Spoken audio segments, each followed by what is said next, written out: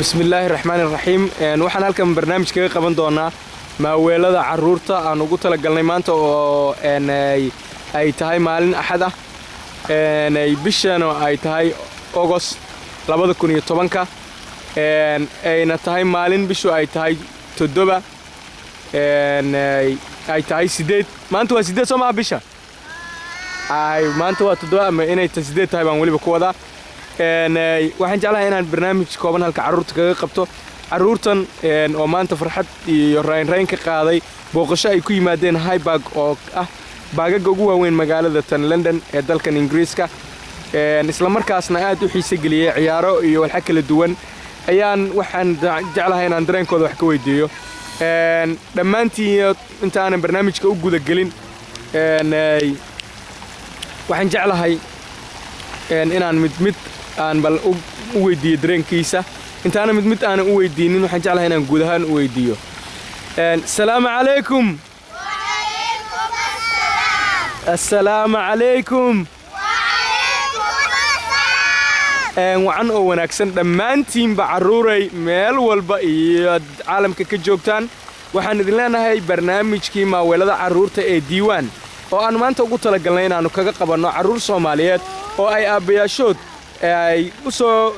gardaadiyeen ama ay u soo kaxayeen inay ku qaataan maalinnimadooda maanta ah ama maalin farxadoodooda ay ku qaataan Highbag oo ah baag kamid ah baagaga ugu waaweyn magaalada London ama ah baaga ugu weyn magaalada London runtii caruurta oo soo maray meel kala duwan ayaa maanta waxa ay ugu dambeyntii ku soo hakadeen baagan oo ay muddo ku ciyaarayeen muddo ku nasanayeen waxaan jeclahay inaan dareenkooda wax ka weydiiyo caruurtan oo runtii ka yimi dhinaca koonfureed ee magaalada London waxa ay isugu jiraan caruur laba qoys ka kooban oo lolow oo ah runtii nin arrimaha bulshada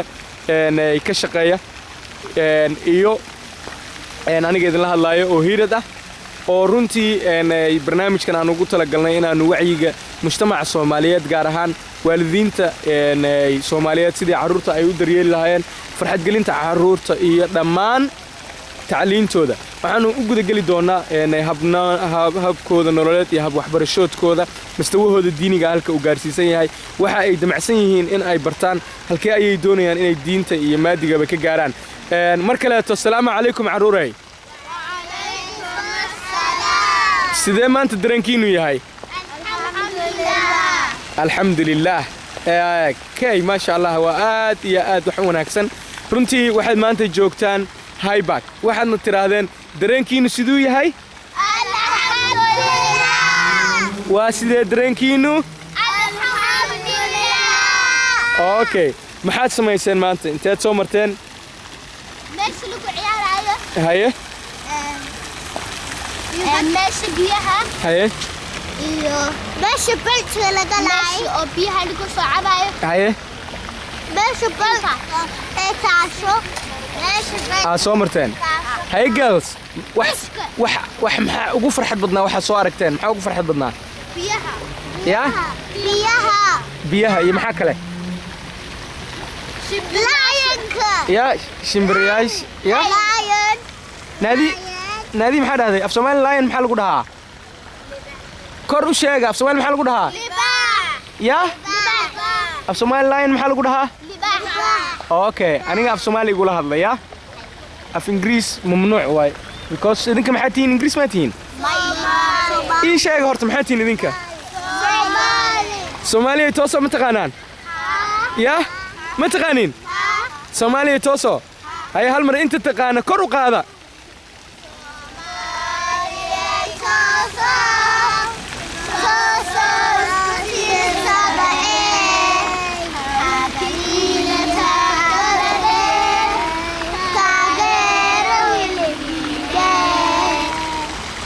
okay maxaa looga jeedaa yaa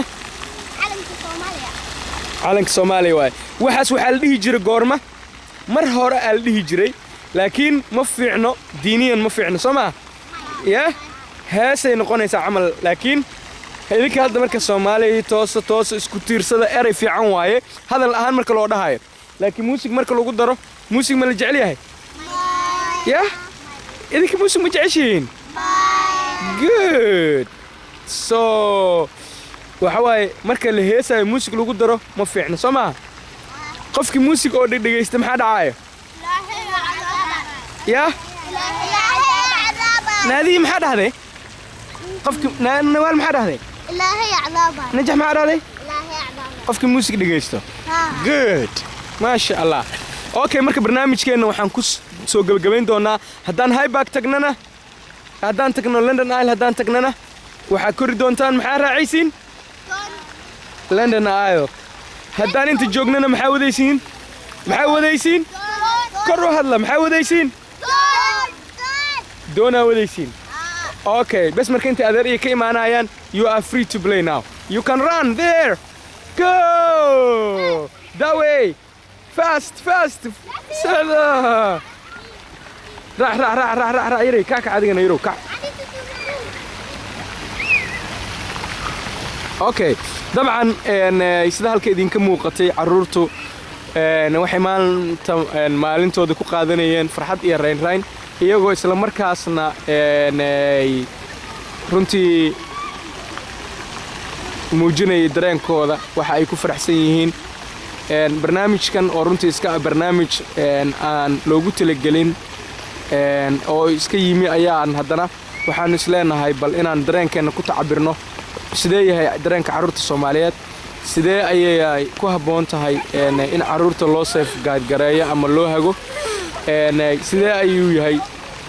dareenka waalidiinta runtii marka laga soo baxo guriga oo caruurta la soo kaxeeyo si ay u soo ciyaaraan runtii waalidiinta laftigeeda waxa ay gelisaa farxad oo waxa ay maaragtay ay ka qaataan waqti nolol maalmeedkii guriga dhexdiisa ahaa runtiina waa in caruurta banaanka loo saaro waalidka laftigoodu ay banaanka u baxaan waa wax labada dhinacba qoyska iyo caruurtaba anfacaya hooyada iyo aabahaba haddaba si loo dhiirigeliyo in waalidiinta Soomaaliyeed ay caruurtoodan dhiirigeliyaan si ay caruurtu waxbarashadooda furfurnaanshahooda iyo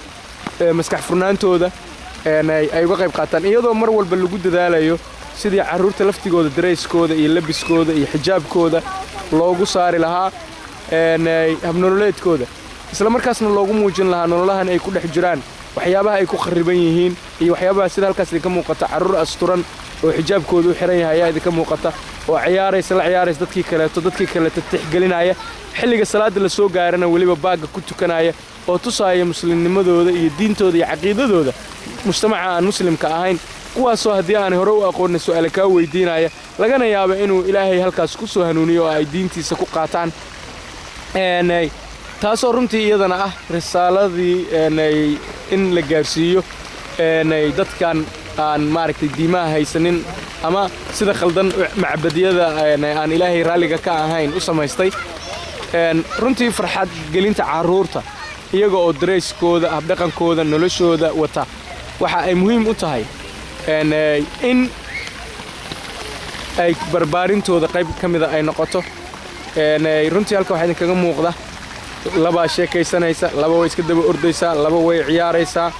laba way fadhidaa lababa waa cayn haddana mar walba waxaan runtii dhiirigelinayay qof walba ama muslim ama aan ahaynba habka ay caruurtan u labisan tahay iyo dareyskooda iyo ku sugnaanshaha habdhaqankooda diiniga ah iyo caqiidadooda taasi waxa ay tahay wax waajibna ku ah dhammaanteen haddaynu nahay ummadda Soomaaliyeed meel iyo waa aynu joognaba in aynu ka taxadarno habdhaqanka caruurteena dareyskooda dabcan gabadhaas halkaas sii socota waa Naadiya waa 3 jir runtii marka ay guriga ka soo baxayso ma jecla in madaxeeda oo qaawan ama timaanteeda siyaabo kale loo tidcay ay guriga ka soo baxdo way jeceshahay in tinteeda marka ay tidcan yihiin ay guriga joogto laakiin mar haday banaanka u soo baxayso ilaahay qadartiisa Naadiya ma jecla in ay soo baxdo iyadoo aan xijaab wadan waxaana laga yaabaa inaad meelaha qaybtood ku aragto dad waaweyn oo muslimiin ah ama Soomaali sheeganaya in ay habdhaqan ahaan iyo habnololeed ahaanba ay u qaawan yihiin marka ay joogaan meelaha qaybtood runtii caruurta Soomaaliyeed in laga taxadiro oo muslimiinta ah habdhaqankooda nololeed iyo tooda diiniga ahba Naadiya kale Naadiya kale uriya Naadiya kale waxaan ku weydiinayaa kale Naadiya guriga markaa ka soo baxaysay حجابك ما حيسكي سيبي ويس مجعشة حجابك ناس كسيبتي يا أبا